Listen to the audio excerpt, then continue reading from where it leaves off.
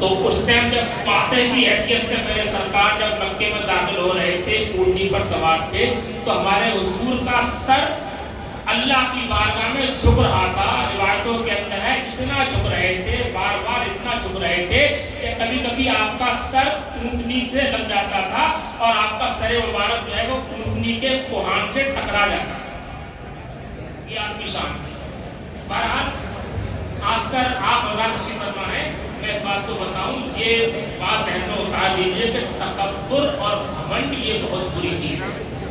نہ دولت کا تکبر، نہ علم کا تکبر، نہ تقوی کا تکبر کہ ہم تو صاحب تہجد پڑھتے ہیں، ہم تو چاشتی پڑھتے ہیں، شرابی پڑھتے ہیں، ہم تو اتنے قرآن پڑھتے ہیں، ہم تو یہ ہو گئے، یہ ہم بہت بڑے علم والے، ہم تو یہ ہو گئے، ہم دولت والے ہیں تو ہمارے سامنے تیری اوقات کیا ہے؟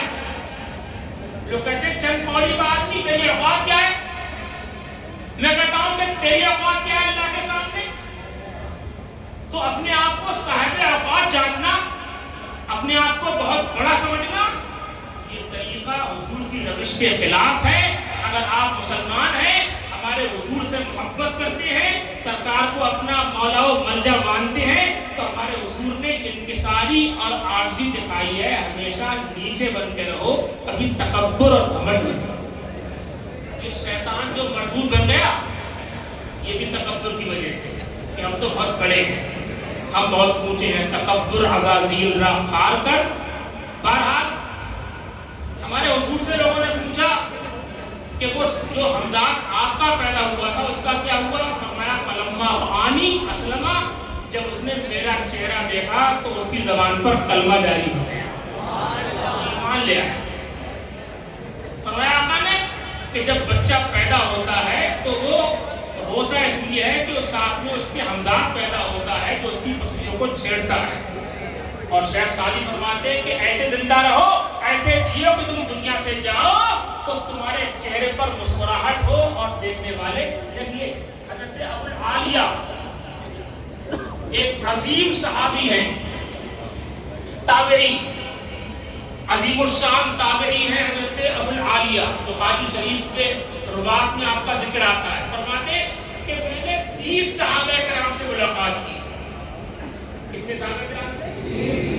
اور میں نے ہر ایک کو فکر مند پایا اس بارے میں کہ پتہ نہیں ہمارا خاتمہ ایمان پر ہوا کہ نہ۔ صحابہ کرام، وہ صحابہ کرام کے لیے اتنی شان یہ ہے کہ قیامت تک آنے والا کوئی مسلمان کتنا ہی بڑا ولی ہو، کتب ہو، اپنے دور کا ولی کامل عالم کچھ بھی ہو،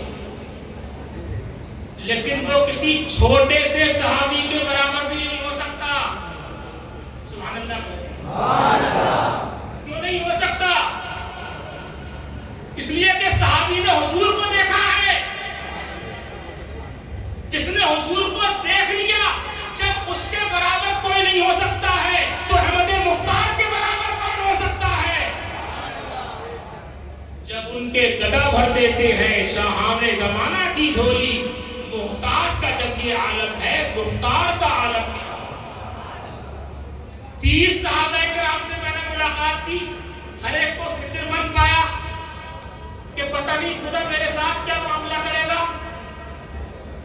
حضرت باعث بستامی رضی اللہ تعالیٰ عنہ ایک عظیم الشان بہت بڑے اللہ کے ولی باعث بستامی، آپ کی مجلس ہوئی تھی، مجلس آپ کی، ایک بڑھیا آئی آپ کے پاس اور کہنے لگی ایک مسئلہ ہے میرا۔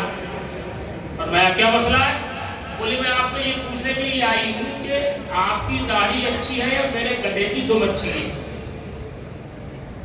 اگر ہم جیسا کوئی آدمی ہوتا تو آپ سے باہر ہو جاتا کہ میری توہین کر رہی ہے۔ کہنے لگی کہ آپ کی داڑھی اچھی ہے کہ میرے گدھے کی دم اچھی ہے؟ تو آپ رو پڑے۔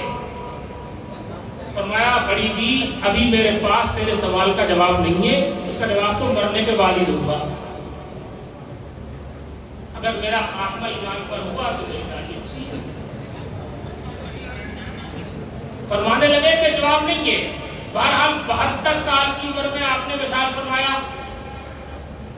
اللہ کے عظیم الشان ولی 72 سال کی عمر شریف میں آپ کا وصال ہوا تو اسی بڑھیا کے خواب میں آئے بڑھیا نے پھر کہہ دیا خواب میں بھی کہ حضرت میرا وہ سوال اب بھی کھڑا ہے، آپ کی داڑھی اچھی ہے کہ میرے گدھے کی تم اچھی ہے؟ فرمایا کہ اللہ نے مجھے بخش دیا، میری مغفرت ہو گئی، لہذا تیرے گدھے کی تم کو میری داڑھی سے کیا نسبت ہے؟ کہاں میری داڑھی جو جنت میں جائے گی، اور کہاں تیرا گدھا؟ بڑھیا کہنے لگی کہ اللہ نے آپ کے ساتھ معاملہ کیا معاملہ کیا آپ کے ساتھ؟ فرمانے لگے میں جب مالک کے دربار میں حاضر ہوا، اللہ کی بارگاہ میں میری پیشی ہوئی، تو فرمایا مالک نے کہ اے بایزید، اے بوڑھے، کیا لے کر آیا ہے؟ دنیا سے کون سے عمل لے کر آیا ہے؟ کیا کام لے کر آیا ہے؟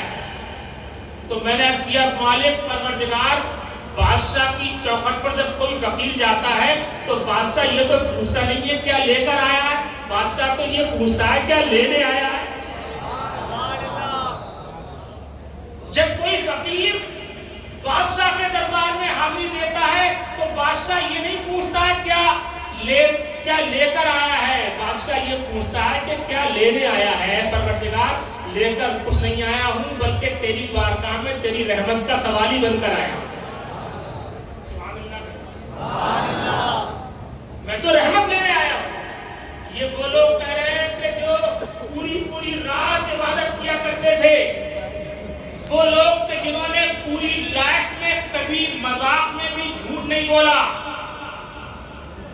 پوری زندگی جن کی کوئی نماز قضا نہیں ہوئی، جن سے کبھی کوئی گناہ کا صدور نہیں ہوا، وہ لوگ کہہ رہے ہیں کہ پروردگار نے کیا لے کر آیا ہوں، میں کیا لا سکتا ہوں، پروردگار تیری رحمت کا سوالی بن کر آیا ہوں۔ میرے اللہ نے فرمایا اے بایزید جا، میں نے تجھے بخش دیا۔